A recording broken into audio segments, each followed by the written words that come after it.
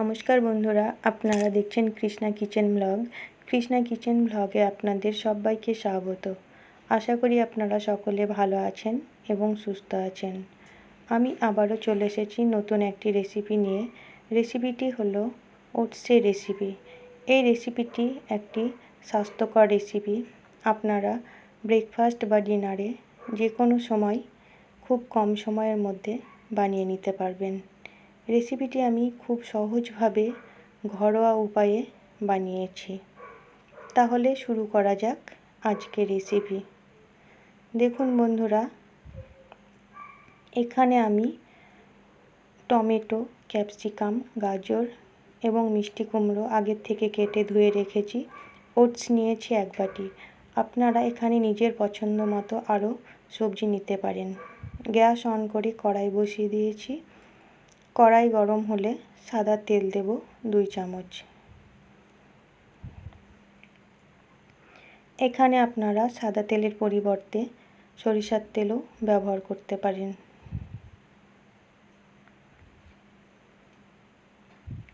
গোটা জিরে দেব 1/2 চামচ।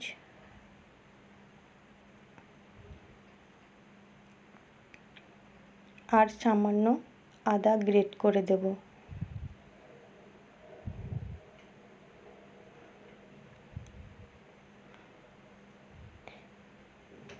এই রেসিপিটি খুব কম সময়ের মধ্যেই বানানো যায়। কাঁচা লঙ্কা দেব 4টে চেরা। ভালো করে নাড়াচাড়া করে আমি কেটে রাখা সবজিগুলো দিয়ে দেব। একসঙ্গে আবারও আমি ভালো করে নাড়াচাড়া করে দেব।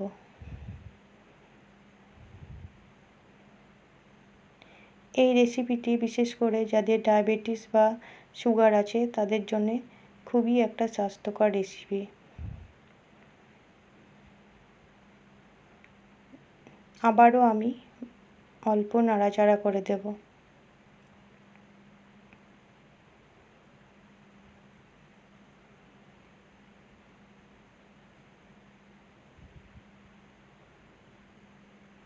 ঢাকা দেব।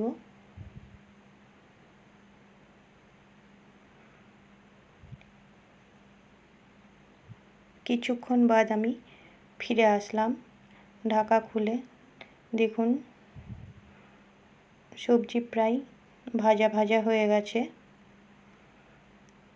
আবার আমি ভালো করে নাড়াচাড়া করে সামান্য জল দেব। আবারও ভালো করে একসঙ্গে নেড়ে ঢাকা দেব।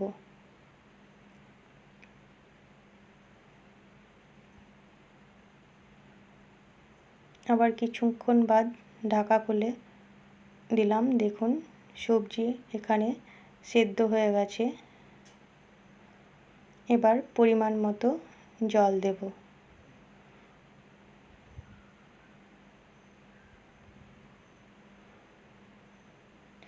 হলুদ দেব 1/2 চামচ। কাশ্মীরি লঙ্কা গুঁড়ো দেব সামান্য কালারের জন্য। এখানে আপনারা কাশ্মীরি লঙ্কা গুঁড়ো দিতেও পারেন, নাও দিতে পারেন। লবণ দেব স্বাদ মতো। একসঙ্গে নাড়াচাড়া করে দেব।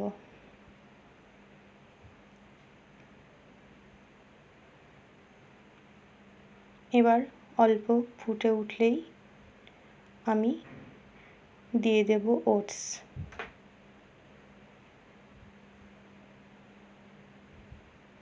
আবারও একসঙ্গে আমি নাড়াচাড়া করে দেব।